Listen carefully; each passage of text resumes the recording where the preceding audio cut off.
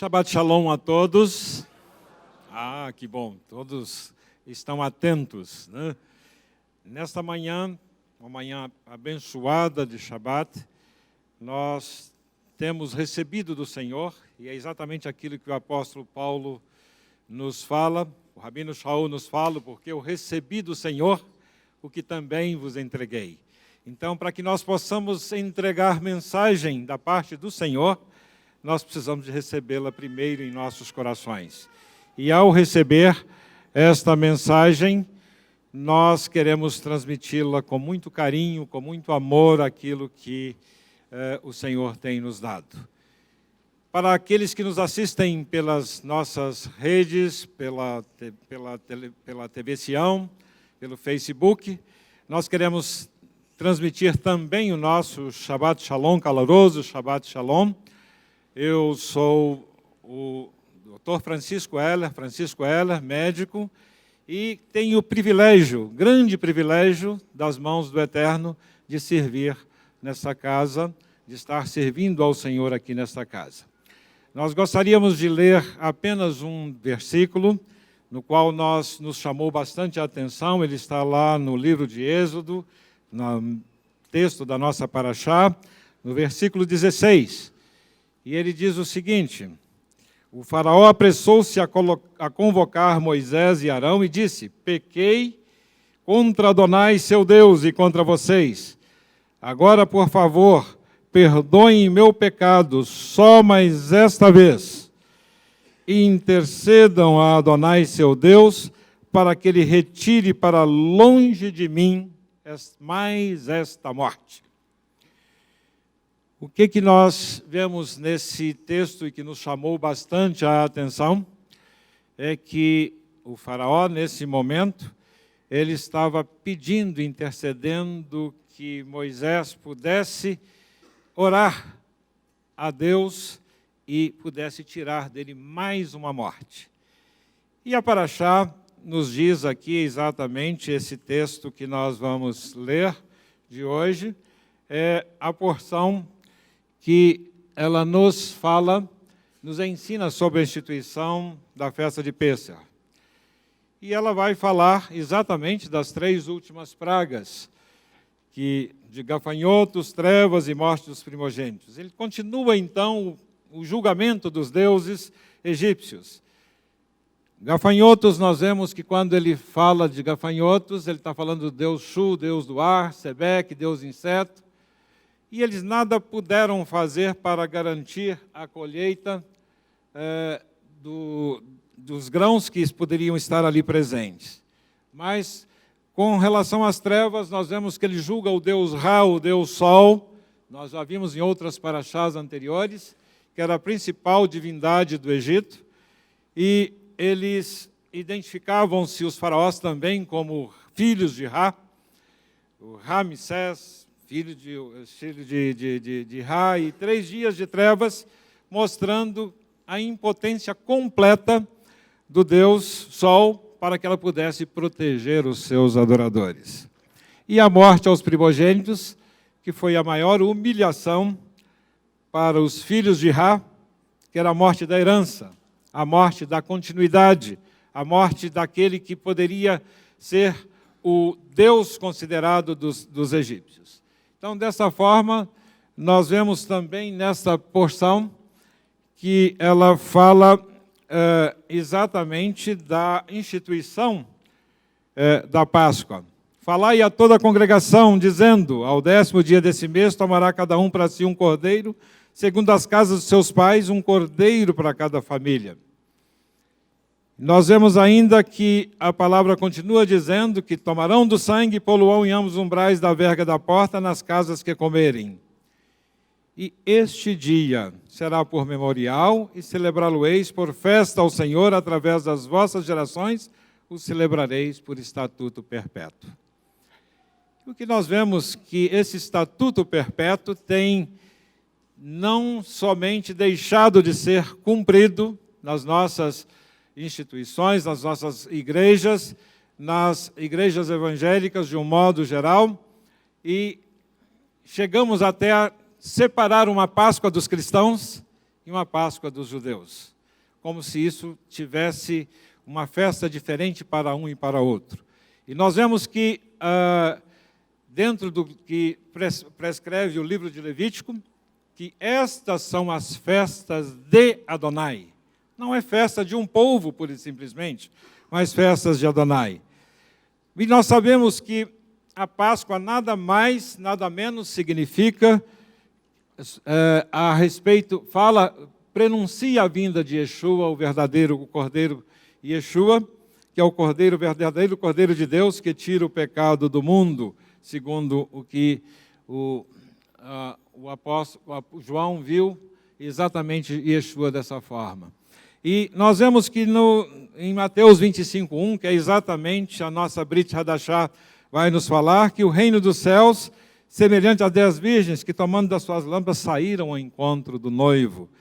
Mostrando que Yeshua também, esse momento de Páscoa, ele vai nos lembrar da vinda de Yeshua e do reino glorioso dele e do Tikkun Olam. Nós temos então nessa paraxá algumas coisas que eu gostaria de destacar para que nós pudéssemos entender aonde nós vamos chegar com o nosso raciocínio hoje e com a mensagem que o Eterno tem para o seu coração nesta manhã. Então, desses personagens que nós vemos descritos dentro da paraxá, nós vemos por um lado o Deus de Abraão, de Isaac e de Jacó, e se identificando que eu sou o que sou, ele mostrando exatamente o seu nome, se identificando e mostrando ao povo de Israel e fazendo, inclusive, com que ele pudesse ser conhecido não só para o faraó, mas para todas as pessoas e para toda a humanidade que viria depois. E nós vemos do outro lado os deuses egípcios, segundo o que o apóstolo Paulo nos fala, que mudaram a glória de Deus incorruptível em semelhança da imagem do homem incorruptível, de aves, de quadrúpedes e de répteis. E nós vemos que os egípcios, com mais de 2.000 deuses, eles mudaram toda a glória de Deus, amando mais a criatura do que o Criador. Temos também Moisés e Arão de um lado, e temos do outro lado o faraó da época de José, que foi o Apop I da dinastia 15, e o faraó também do Êxodo, o Tutmoses III, do sexto da dinastia 8ª. Nós vemos aqui Moisés com o seu nome, o nome de Moisés, ele em egípcio era só Moses, que é exatamente filho, e parece que faltava alguma coisa, faltava mais um nome para que ele fosse filho. Porque Deus também, quando nós olhamos o nome de Deus, o nome do Eterno, parece que falta alguma coisa para ser completada. E é exatamente quem completa esse nome de Deus, são seus próprios filhos também que vão completar esse nome de Deus. Que nós somos, ele é aquilo que nós precisamos que ele seja em nossas vidas. E Moisés também tinha como se fosse um nome incompleto, porque ele se completava através do Eterno. De um lado nós temos o povo hebreu, os descendentes de Shem ou de Sem, e do outro lado os descendentes de Cush, filho de Cã, todos são filhos de Noé, então filhos da mesma família, então descendentes que vieram também do Eterno nas suas ascendências todas. E por que nós temos essas pessoas, esses personagens aí? Será que essas pragas eram de fato necessárias para que pudessem acontecer? E qual o motivo que elas aconteceram? E aí nós vemos a palavra do Senhor mostrando em Jeremias, que é exatamente a nossa Haftará. Diz o Senhor dos Exércitos, Deus de Israel, eis que eu castigarei a Amon de Tebas e a Faraó e ao Egito, juntamente com seus deuses e os seus reis, sim, ao próprio Faraó e aos que nele confiam. E por que o Eterno manda juízo em alguma espécie? Exatamente, ele quer acabar com pessoas, ele quer fazer castigo para alguém. Nós sabemos que o juízo do Eterno, quando ele vem sobre algum local, sobre alguma pessoa, ele quer o arrependimento antes de tudo. E nós sabemos que o profeta Jonas foi mandado a Nínive exatamente para que ele pudesse levar o juízo. Mas esse juízo não aconteceu, porque o Eterno quer que levantar o temor no coração de uma pessoa para que ele pudesse, então, se arrepender, ter oportunidade de mudança de vida. Quando há algum problema em nossas vidas, não significa que o Eterno quer nos destruir, mas Ele quer nos mudar, Ele quer nos moldar, Ele quer fazer como barros na mão do oleiro, para que Ele possa fazer um vaso novo em nossas vidas. E o juízo, então, ele tem a grande finalidade de nos levar ao arrependimento. E a pergunta de Faraó, qual foi ela? Quem é Deus? Quem é Deus? Mas Faraó respondeu, então, dizendo, quem é o Senhor para que eu ouça a sua voz e para deixar Israel ir? Eu não conheço o Senhor, nem tampouco deixarei ir. Será que Faraó tinha um desejo mesmo de conhecer a Deus? Será que havia um desejo sincero? Será que as pessoas que perguntam a respeito de Deus hoje, eles querem de fato conhecer a Deus? Querem de fato ter uma experiência com o Eterno? Querem ter uma intimidade com Deus? Querem de fato mudar as suas vidas? Será que aqueles que têm essa pergunta de que não conhecem aquilo que o Eterno faz, não conhecem Yeshua, não conhecem o seu sacrifício, não conhecem todas as coisas, querem de fato mudar as suas vidas? Ou será que seria uma disputa que Faraó queria fazer com Deus e dos seus deuses, das suas mais de 2.000 deuses, né? Deus é um só, eu tenho mais de 2.000. E nós, quando estivemos no Japão, visitando um templo shintoísta, nós tivemos a oportunidade de conversar com a pessoa que estava nos guiando, e ela disse que no shintoísmo tem cerca de 8.000 deuses. E eu disse para ela, perguntei, e Yeshua, Jesus, como é Jesus para você? Yeshua é muito bom. Deus sempre é bom. Nós já temos 8.000, 8.001, então não tem problema. Então nós vemos que com esse tipo de conduta, nós entendemos que não havia interesse em conhecimento de Faraó pelo Eterno. E como é que nós adquirimos nossos conhecimentos? É uma pergunta. Todo indivíduo que chega no seu final de curso, numa tese que ele tem que fazer, ele tem que responder a 4 perguntinhas básicas, quando ele vai fazer o seu término de conclusão de curso, o seu trabalho de término de conclusão de curso. E o conhecimento vem através do conhecimento empírico. É aquele conhecimento em que eu aprendo com meus próprios erros. Eu vou aprendendo através das experiências, vou errando, acertando, e eu vou tentando ver aquilo que eu acerto, e aí eu começo a tentar não fazer e não repetir os mesmos erros. Mas existe um ditado que é muito bom quando nós aprendemos com os nossos próprios erros, mas é mais sábio ainda quando nós aprendemos com os erros dos outros.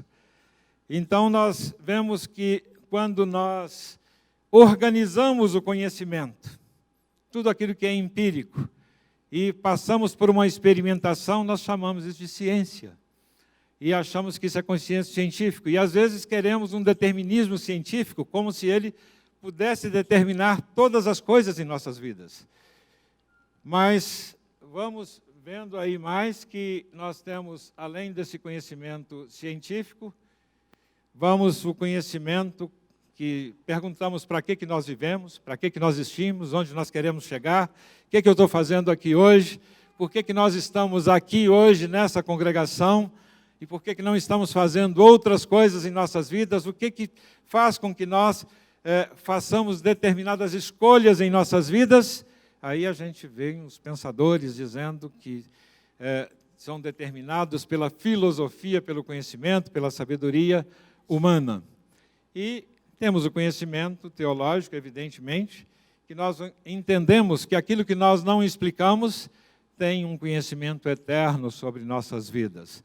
E revolucionou dentro do mundo científico agora as 3 áreas dos quocientes de inteligência, né? O QI era aquilo que no 1990 foi tido como algo importante, que determinava aquilo que era a nossa inteligência. Depois, lá pelos anos de de mais de 10, 15 anos atrás, vem o quociente emocional, a inteligência emocional, e hoje, através de algumas universidades, estão já entendendo que nós temos um quociente espiritual também.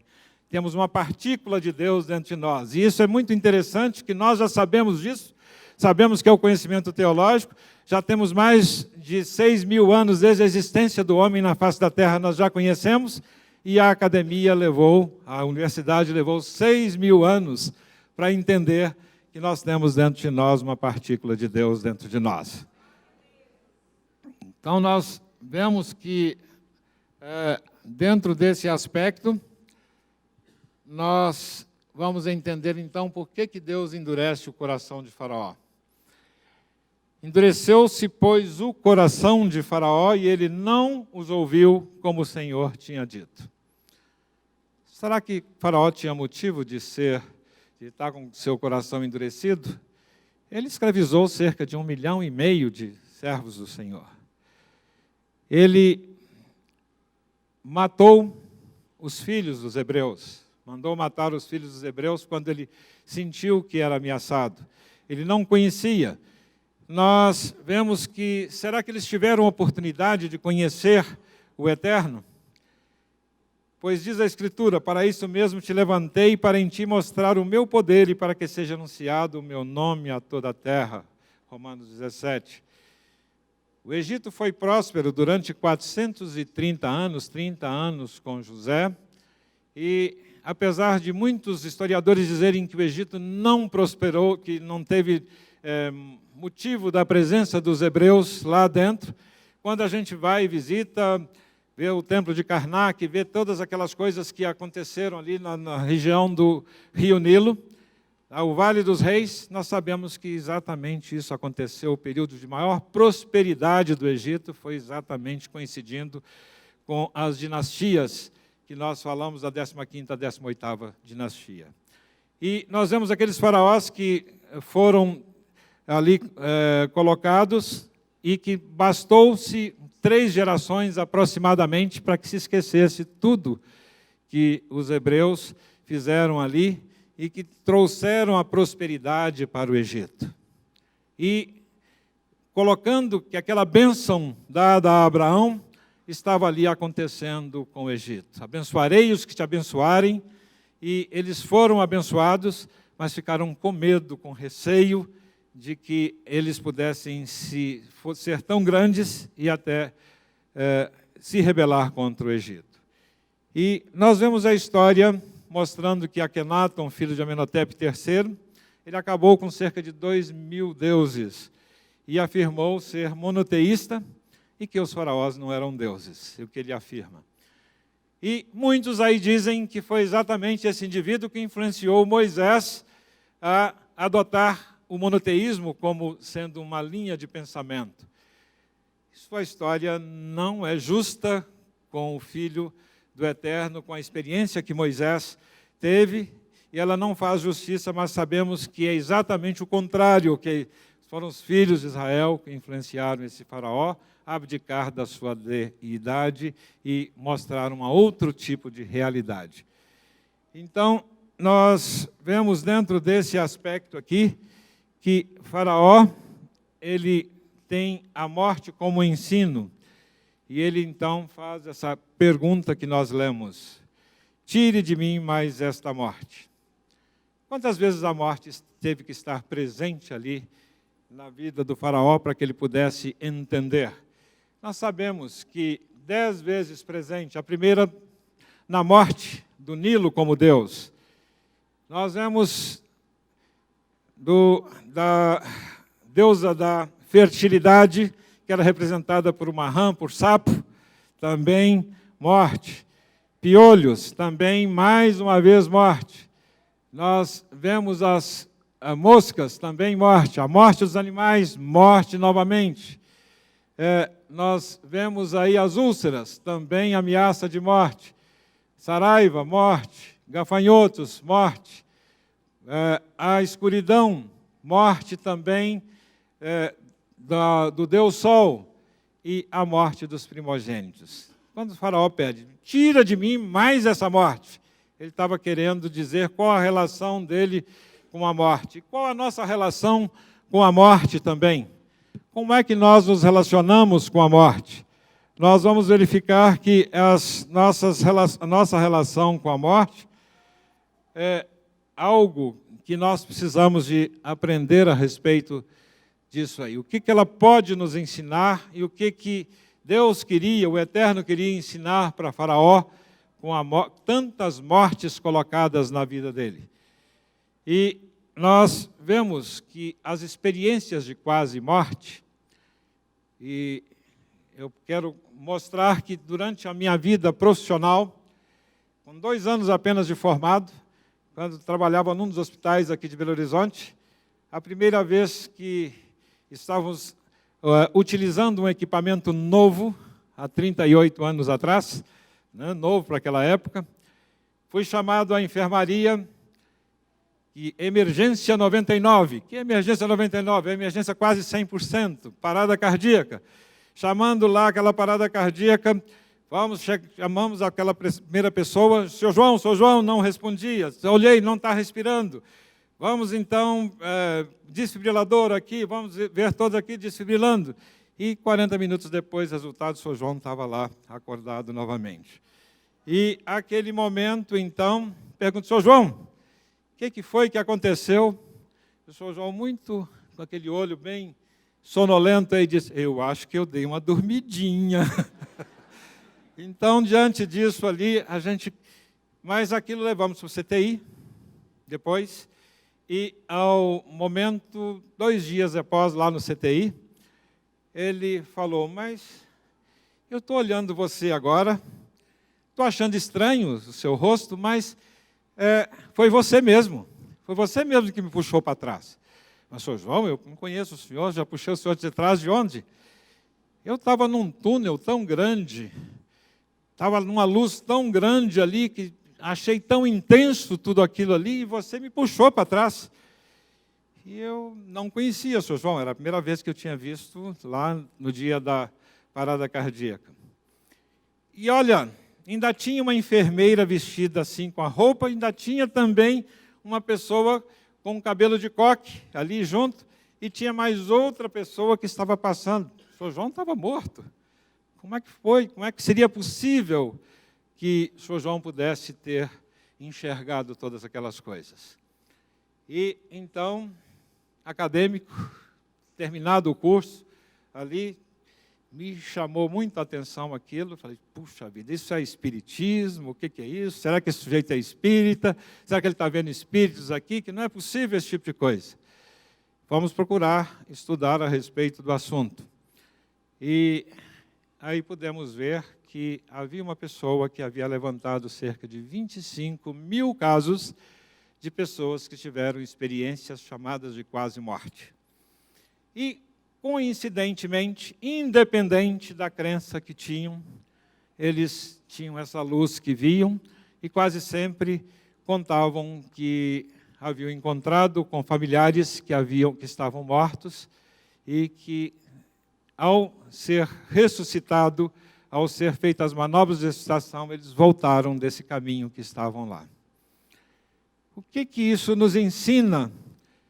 Que a morte, ela tem, mesmo do ponto de vista biológico, esses 25 mil casos estudados, eles mostraram que ela tem uma continuidade. Isso, para nós, teologicamente, não é nenhum problema. Mas, para o mundo científico, isso virou uma situação muito difícil e difícil de ser entendida e acompanhada.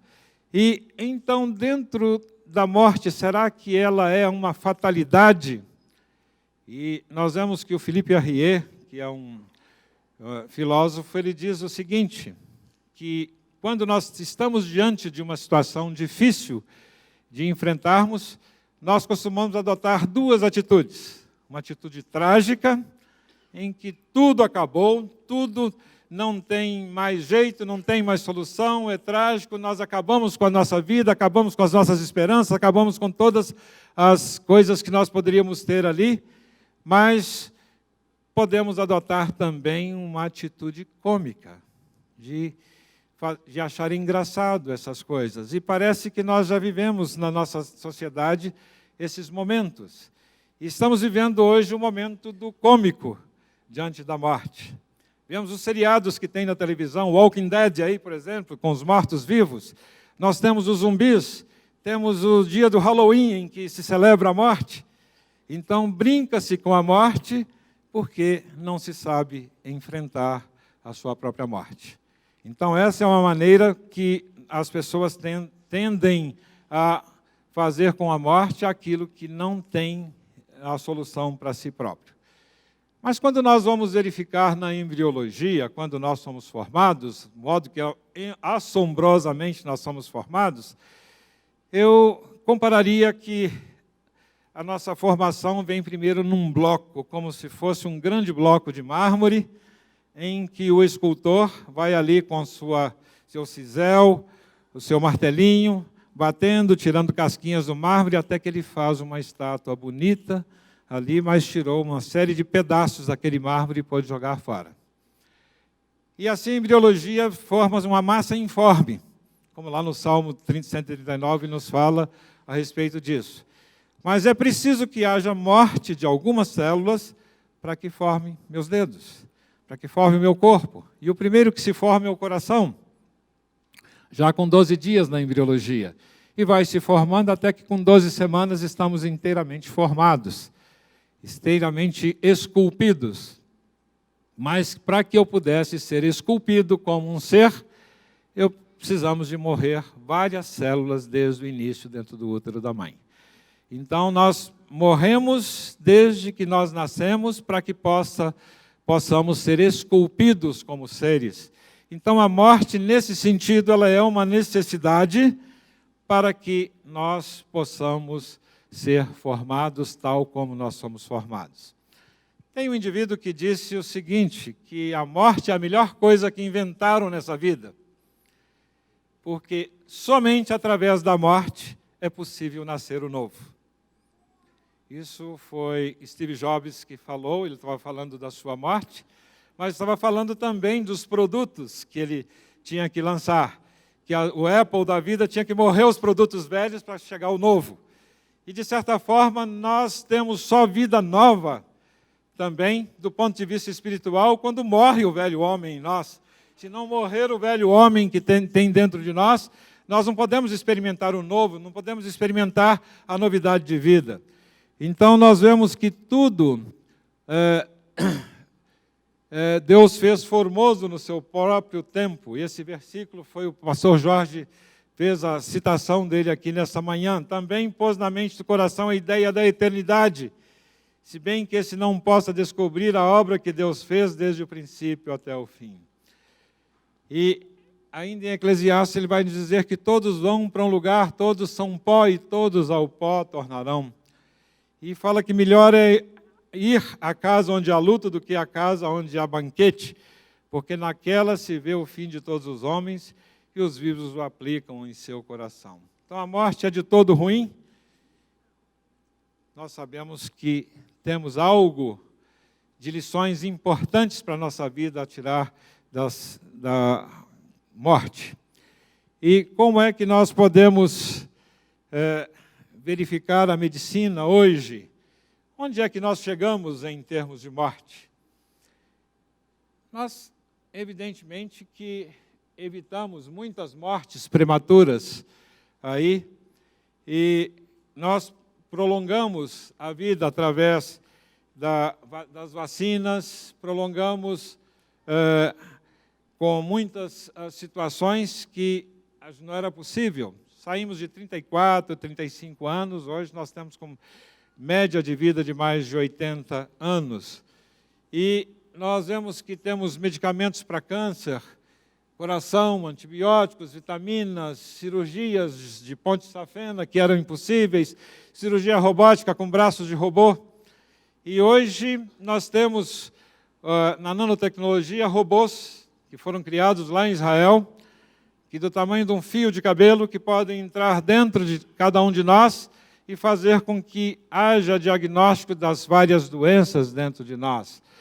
E nós vemos que esses aspectos da robótica aí também tem situações que vão nos levar com próteses, com órteses, com braços mecânicos, ouvido artificial, transplantes, marca-passos, desfibriladores, rins artificiais, fazendo com que nós pudéssemos viver e prolongar a nossa vida em quantidade inimaginável somente nesse último século. E quando nós olhamos a vida, nós vamos ver que nós prolongamos a vida. Nós estamos aí também diminuindo o nosso crescimento populacional. Nós não conseguimos hoje no Brasil, tínhamos há 20 anos atrás 4,4 filhos por mulher, hoje nós temos 2,1 filhos por mulher e devemos ter daqui a 10 anos 1,7 filhos por mulher. Isso vai diminuir a nossa população então. Então nós conseguimos chegar desse modo à velhice com 80, 90, 100 anos e nós vemos com muita frequência idosos com demência e dependentes exatamente por causa desse prolongamento de vida. E se nós temos hoje 10 pessoas com 85 anos, com certeza 4 delas terão demência, serão dementes. E se nós vemos 10 pessoas com 95 anos, certamente 6 delas serão dementes. Se nós encontrássemos 10 pessoas com 100 anos, certamente 8 delas estariam dementes. O que está acontecendo? Nós conseguimos prolongar a vida, mas aí nós arrumamos tantos idosos no nosso meio. Então, quem cuida dos idosos? Nós temos dificuldade para cuidar das pessoas idosas. Família, instituições, será que é a igreja? Então, nós verificamos que a medicina do futuro ela tem algo a nos ensinar aqui muito perto, muito mais perto do que nós imaginamos. Muitas das coisas que eu vou falar aqui já estão acontecendo em nosso meio, só não estão sendo tão divulgadas. A nossa identidade com o DNA foi capaz de nós fazermos a nossa sequência genética. Muitos de nós aqui já fizemos, eu fiz minha sequência genética da minha esposa, descobri que eu tenho 52 possibilidades de adoecer, né? 52 doenças que eu posso ter, mas isso me leva a cuidar para que aquelas doenças genéticas não venham a acontecer. As células-tronco hoje já são uma realidade, muitas doenças que não se curavam anteriormente são curadas com as células-tronco. E nós vemos essas cirurgias do DNA e a nanotecnologia com os micro-robôs que hoje estão do tamanho de um fio de cabelo. Mas em 20, 30 anos estarão 1000 vezes menor que um fio de cabelo, talvez o tamanho de uma bactéria, sendo introduzidos no nosso corpo, acabando com as células de câncer, acabando com as placas de aterosclerose, acabando com todas essas doenças, mas isso cria um problema, em vez de uma solução, porque nós vamos, então, acabar com medicamentos, acabar com a indústria farmacêutica, e muitos empregos, infelizmente, vão acabar também. Eu, como médico mesmo, se eu viver até lá, muitos desses empregos vão acabar.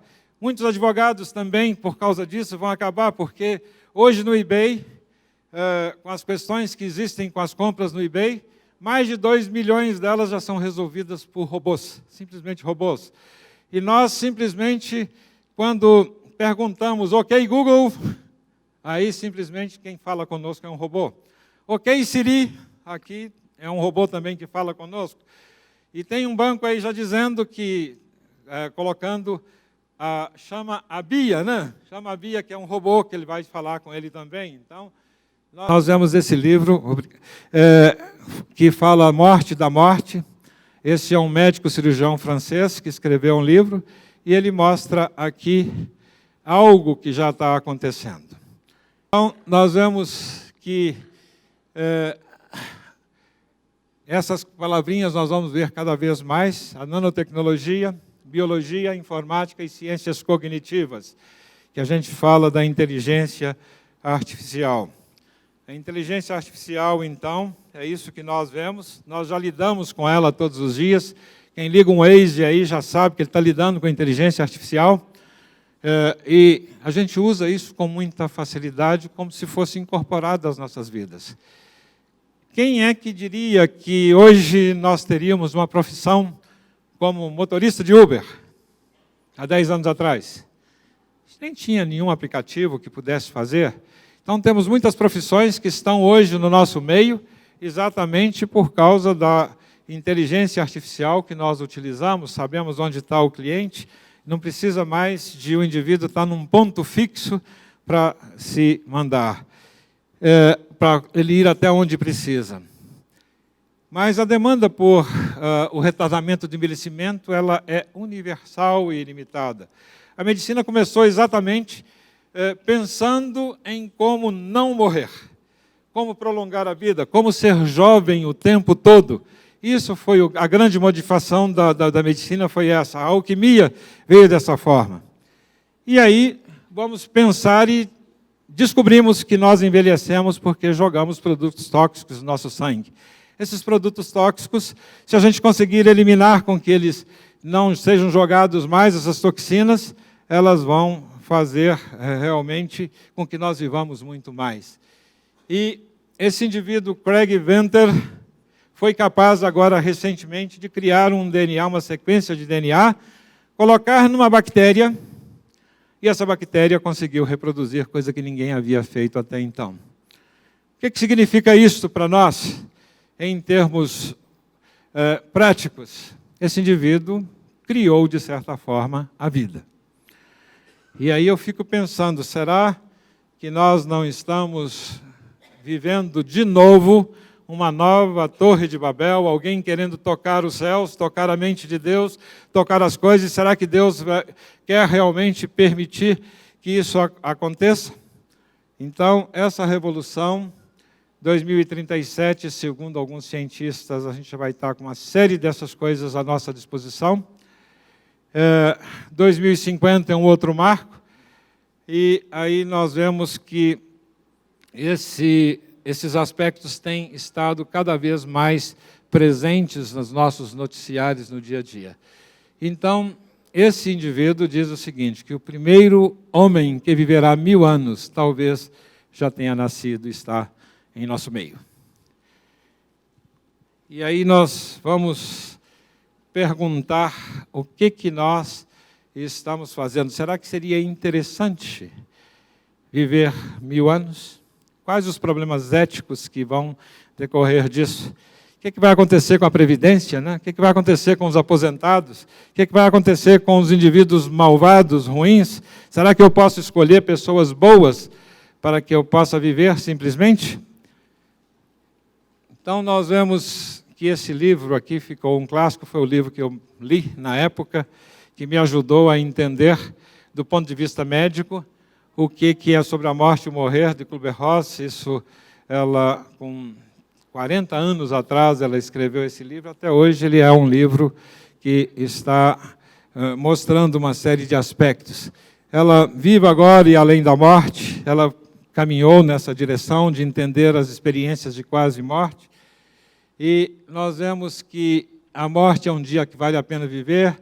Os mortais, esse é um professor lá de Harvard, que ele fala sobre as experiências, a morte, um amanhecer, e aí vários livros que têm sido escritos a respeito da morte, e mostrando aí, e o que a psiquiatra Kübler-Ross fala a respeito da morte, ela diz o seguinte, que nós temos algumas reações quando nós estamos enfrentando a morte. Primeira é de negação e isolamento. Quando o problema é conosco, fala, você vai morrer. Você está condenado à morte. Primeira coisa, não, isso não é comigo. Me erra aqui, morte. Eu não tenho nada a ver com você, não. E aí, quando eu chego à conclusão de que eu estou sofrendo, estou com câncer, com uma doença terminal, eu começo a me isolar das pessoas. Não quero ver ninguém, não quero conversar com ninguém. Essa é uma reação inteiramente natural. E a segunda coisa, o segundo sentimento que vem é de raiva. Por que eu? Por que teria que ser logo comigo? Por que sou eu fui escolhido? Por que a morte não me errou? Por que eu tenho que sofrer e os outros aí têm que ficar numa boa? Tem tanta gente pior do que eu. Por que ele não foi A morte não vai acertar aquele. Tem tanto bandido na cadeia precisando de morrer, tem tanto indivíduo que está preso lá, por que teria que eu sofrer logo eu? E aí o indivíduo entra numa terceira fase. Ó, já que eu vou morrer mesmo, deixa eu ver se eu tiro proveito disso aqui. E quase sempre os familiares que estão perto veem muito essa barganha do indivíduo querendo, eu gostaria tanto de fazer tal coisa, não tive oportunidade. Gostaria tanto de visitar tal lugar, gostaria de comer tal coisa, gostaria de ir no restaurante e não posso ir. E por aí afora vem uma barganha desse sentido. E a outra frase que vem é de depressão. Já que não tem jeito mesmo, então eu me deprimo, fico triste. Se não tiver um tratamento adequado dessa depressão, o indivíduo pode até abreviar os seus dias de vida e pede, quando não raramente, ele pede para que ele possa ter o chamado suicídio assistido, que já é autorizado em vários países do mundo, inclusive na Holanda, um país de origem cristã. E a última fase é a aceitação. E, curiosamente, o indivíduo às vezes nem passa por todas essas fases. E qual é a diferença? Se ele tem uma esperança de vida após morte, ele pula logo do primeiro para o último estágio, se ele tem uma esperança de vida após morte. Mas a esperança, ela permeia todos esses estágios. Aí a gente vê que nós temos um trio que mantém a nossa vida, que é a fé, a esperança e o amor. Os três é o amor. Se eu consigo entender o amor de Yeshua pela minha vida, essa é a chave que vão fazer com que essa esperança possa ser renovada em minha vida. Então, como é que eu posso ter a morte da morte, que é o tema que nós colocamos? Nós vemos que a morte, muitas vezes em nossas vidas, ela é uma escolha. E ela, na verdade, o Eterno coloca diante de nós, o céu e a terra tomam hoje por testemunhas, contra ti, que te pus diante de ti a vida e a morte, a bênção e a maldição. Mas ele coloca, escolhe, pois, a vida, para que vivas tu e a tua descendência. Exatamente essa era a mensagem que ele estava passando para os egípcios e passando, inclusive, para todo o povo de Israel. Escolha, pois, a vida. E aí o Eterno nos livra da morte. Ele fala que Deus é para nós um Deus de libertação. E a Jeová, o Senhor, pertence o livramento da morte. Se nós queremos ser livres da morte espiritual, da separação eterna de Deus, nós precisamos da presença do Eterno. E nós temos a promessa de que Ele aniquilará a morte para sempre, e assim enxugará do Senhor Deus as lágrimas de todos os rostos, e tirará da terra o opróbrio do seu povo, porque o Senhor o disse. Nós vemos como é que a morte pode estar no coração do Eterno. Deus, então, não se agrada da morte do ímpio. E ele diz o seguinte, vivo eu, diz o Senhor, que não tenho prazer na morte do ímpio, mas sim que o ímpio se converta do seu caminho e viva. Convertei-vos dos vossos maus caminhos, pois porque morrereis, ó casa de Israel. E aí a palavra que ele vai falar é que a morte será destruída. Porque assim como por um homem veio a morte, também por um homem veio a ressurreição dos mortos. Como pois em Adão todos morrem, do mesmo modo todos em Cristo serão vivificados. E nós seremos vivificados, cada um, porém, na sua ordem. Cristo as primícias, depois os que são de Cristo na sua vinda. O último inimigo a ser destruído é a própria morte. E a vitória completa que ele nos fala, que ele enxugará dos nossos olhos todas as lágrimas. Não haverá mais morte, não haverá mais pranto, nem lamento, nem dor, porque as primeiras coisas já foram passadas. E agora eu gostaria que nós pudéssemos ficar de pé, nós estamos concluindo aqui, nesse momento. Concluindo, eu queria que você pensasse da seguinte forma: a morte, no plano divino, ela não existe. Ela apenas nós mudamos de estágio. E a vida nessa terra é muito breve, é um breve teste para a vida futura. Em relação à eternidade, é muito breve esse teste. E ainda que nós possamos viver 1000 anos com a medicina, mas o que adianta o homem viver 1000 anos sem a presença do Senhor? Serão muito mais anos sem a presença do Eterno na sua vida, sem mudança de vida real na sua vida. E nós não podemos perder tempo com futilidades. E o profeta nos diz da seguinte forma: por que gastais o vosso dinheiro naquilo que não é pão e o produto do vosso trabalho naquilo que não pode satisfazer?